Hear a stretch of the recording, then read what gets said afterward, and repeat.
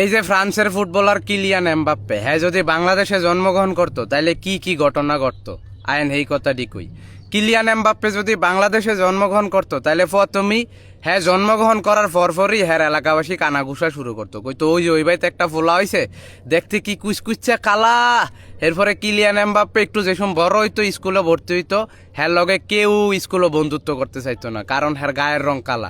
এরপরে Kylian Mbappe বিকালে মাঠে খেলতে গেলে হ্যারে কেউ দলে লইতো না কারণ হ্যার গায়ের রং কালা আর হ্যারে সবাই কালা কালা কয়া কালু কালু কয়া খেপাইতো।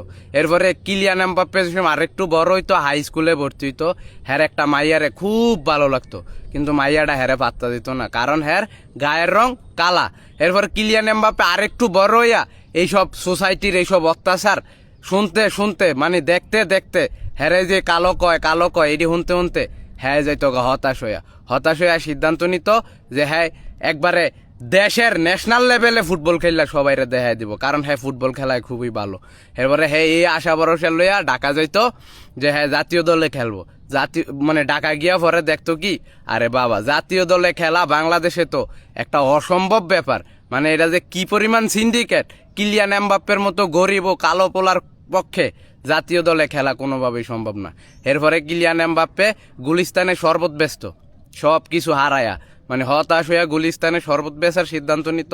শরবত বেচা যে টিয়া পয়সা পাইতো হেরি দিয়া রাত্রে ডেন্ডি খাইতো। অথচ এই কিলিয়ান এমবাপ্পে এখন পুরা পৃথিবীর অন্যতম সেরা স্ট্রাইকার। অন্যতম সেরা কি, সে সেরা স্ট্রাইকার আর সে পুরা পৃথিবী জয় করে লাইতেছে।